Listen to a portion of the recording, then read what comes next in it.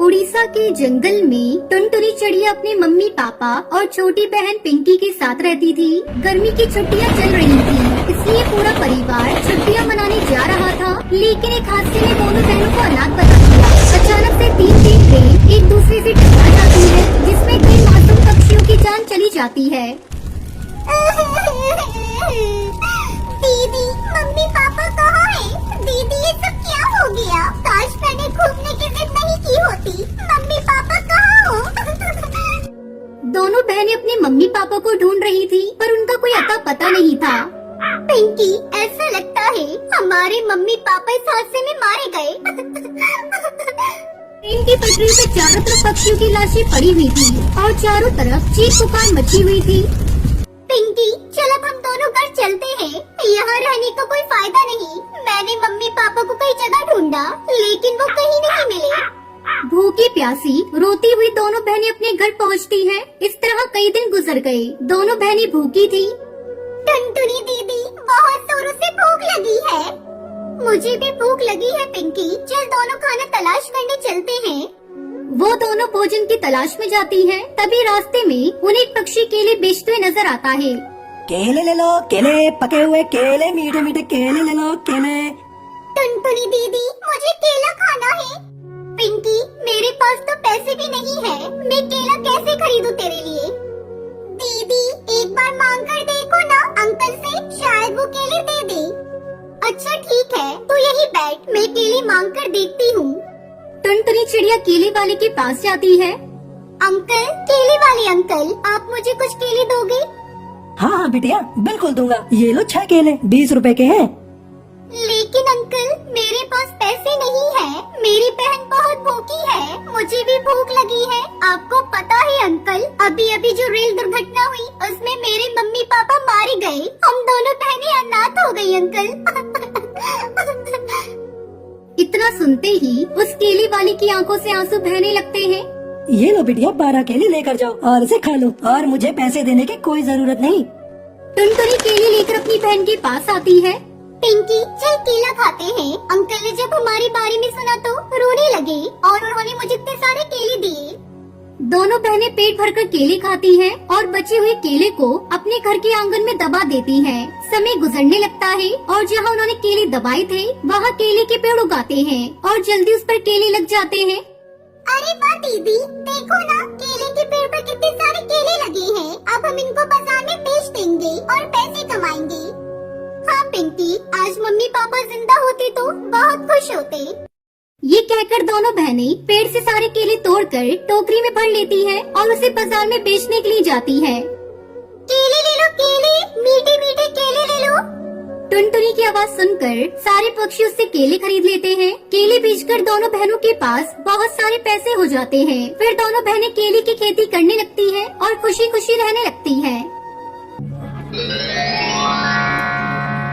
ये सब क्या हो गया जी? कुछ नहीं बचा, ना खेत बची ना घर। अब हम क्या करेंगे जी?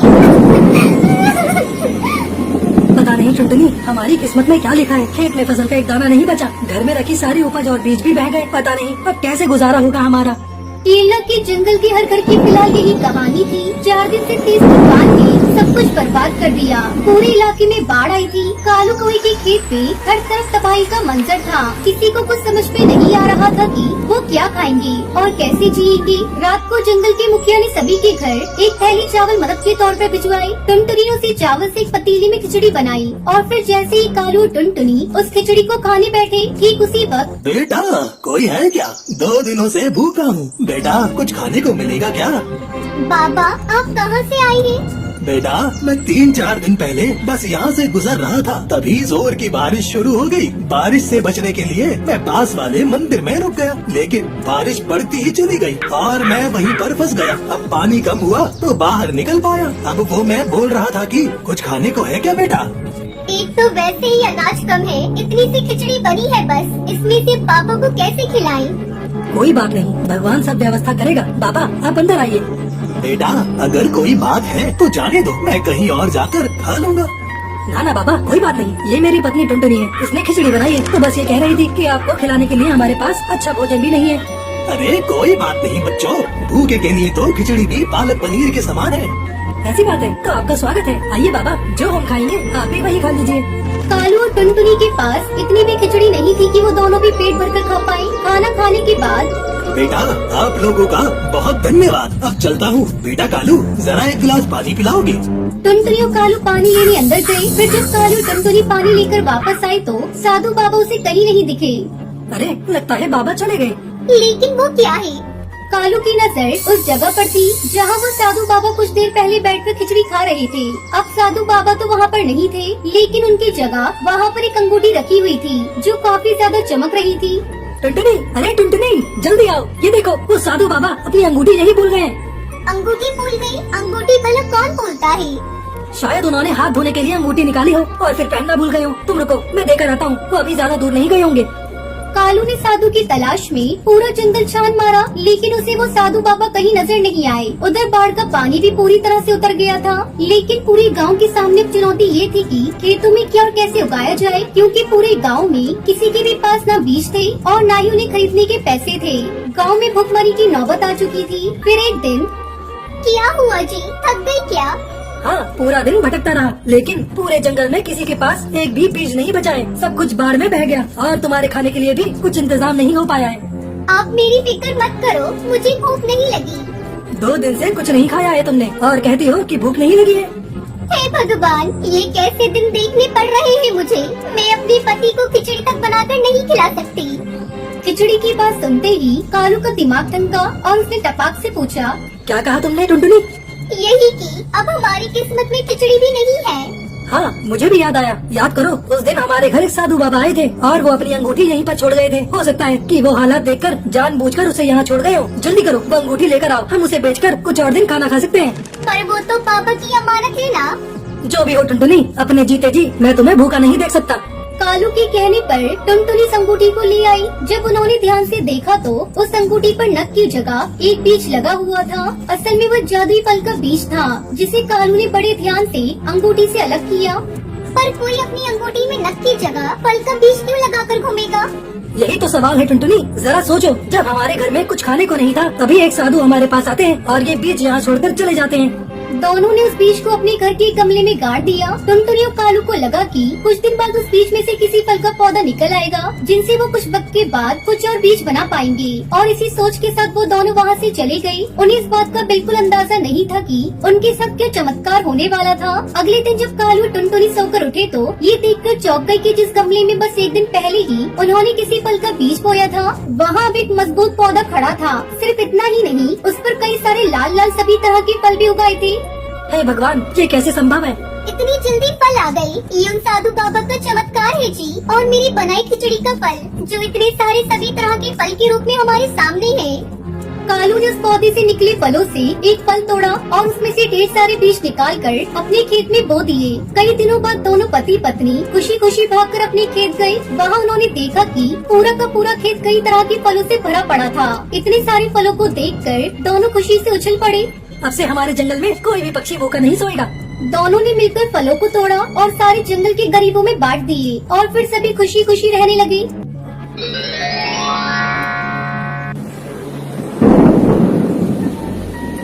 सुंदरवन के जंगल में कालू कौवा अपनी पत्नी टुनटुनी के साथ रहता था। वो एक मजदूर था।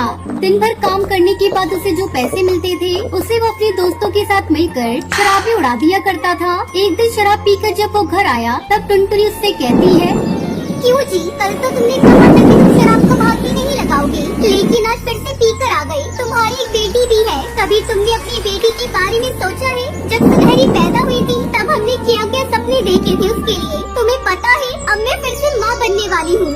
कालू कौवा टुनटुनी की बातों को अनसुना कर देता है और सो जाता है। इस तरह कुछ दिन बीत जाते हैं और फिर टुनटुनी पर बच्ची की माँ बन जाती है। एक दिन टुनटुनी की छोटी बेटी पिंकी भूख से बिलख रही थी। कालू जी, अपनी बिटिया बहुत देर से रो रही है, उसके लिए बाजार से थोड़ा दूध ला दो। कालू कौवा बाजार से दूध लाकर टुनटुनी को देता है और उससे कहता है, टुनटुनी, मैं सोच रहा हूँ क्यों ना हम लोग दिल्ली चले। वहाँ जाकर मैं कोई काम धंधा करूँगा और अपने दोस्तों से भी दूर रहूँगा, तो मेरी शराब की लत भी छूट जाएगी। बात तो आप सही कह रहे हैं, लेकिन हम लोगों के चले जाने के बाद घर की देखरेख कौन करेगा? उसकी चिंता तू मत कर टुनटुनी, मैं कोई ग्राहक देखकर अपने दिल्ली जाने से पहले इस घर को बेच दूंगा। ठीक है जी, अगर आपका यही विचार है तो मैं इसमें कोई दखल नहीं दूंगी, तुम घर को बेच दो। इस तरह कालू अपना घर बेच देता है और टुनटुनी के साथ अपनी बेटियों को लेकर दिल्ली पहुंचता है। तुम लोगों को भूख लगी होगी, यहीं बैठो, मैं अभी तुम लोगों के लिए भोजन लेकर आता हूँ। इतना कहकर कालू टुनटुनी और बेटियों को वहीं छोड़कर भोजन लेने के लिए चला जाता है। काफी देर तक जब वो वापस नहीं लौटता तब टुनटुनी सोचती है, ऐसा लगता है वो हम लोगों को छोड़कर भाग गए हैं। हे भगवान, अब मैं क्या करूं? अपनी फूल सी बेटियों को लेकर कहां जाऊं? मेरे पास में फूटी कौड़ी भी नहीं है, सारा पैसा उन्होंने अपने पास ही रखा था। मैंने तो अपने पति पर भरोसा किया, लेकिन उसने मुझे बहुत बड़ा धोखा दिया है, धोखा। टुनटुनी की दोनों बेटियां भूख से बिलक रही थी। ये सब टुनटुनी से देखा नहीं जा रहा था। वो एक यात्री पक्षी के पास जाती है। माँ जी, क्या मैं आपका सामान उठाकर ट्रेन में रख दूं? टुनटुनी इस यात्री पक्षी का सामान ट्रेन में पहुंचा देती है और उसे 10 रुपए मिलते हैं। पैसे लेकर वो अपनी बेटियों के लिए समोसे खरीद कर लाती है। ये लो मेरी बच्चियों, इन समोसों को खा लो और यहाँ पर बैठना। मैं आज से स्टेशन पर कुली का काम करूँगी और तुम दोनों को पालूंगी। मम्मा, ये समोसा तो बहुत ही स्वादिष्ट है, आप कल फिर से इसे लेकर आना। नहीं पिंकी बेटा, रोज रोज समोसे खाना अच्छी बात नहीं। मैं कल से तुम लोगों के लिए भोजन बना दूंगी। चलो तुम दोनों यहाँ आराम करो, मैं काम पर जा रही हूँ। बेटा सुनहरी, तुम बड़ी हो, तुम पिंकी का ध्यान रखना और यहाँ किसी बच्ची से ज्यादा बातचीत मत करना, क्योंकि हम लोग यहाँ किसी को नहीं जानते। ये शहर भी नया है और ये जगह भी। और अगर तुम्हारे पापा आ जाए तो उन्हें बिठाकर यहाँ रखना और उनके साथ इधर उधर मत जाना। टुनटुनी अपनी बेटियों को समझाकर रेलवे स्टेशन से चली जाती है। 2-4 दिन बाद वो एक पेड़ पर अपना घोंसला भी बना लेती है और उसी में अपनी बेटियों के साथ रहने लगती है। कुछ दिन बाद टुनटुनी को ढूंढते हुए तो वो पुलिस आती है और उसे बताती है, कालू तुम्हारा कौन था? जी, वो मेरे पति थे। हम गांव से अपना घर बेचकर शहर में काम की तलाश में आए थे। अच्छा, हमें ये बताते हुए बड़ा दुख है कि उनकी मौत दिल्ली की सड़कों पर दौड़ती हुई DTC बस से हो गई है। उनके पास ये कुछ पैसे मिले थे जो हम आपको लौटाने आए हैं। टुनटुनी उन पैसों को ले लेती है और उसे कालू के जाने का बहुत दुख होता है, लेकिन वो करती भी क्या, इसलिए वो कुली का काम करके बहुत खुश थी और खुशी खुशी अपनी बेटियों के साथ रहने लगती है।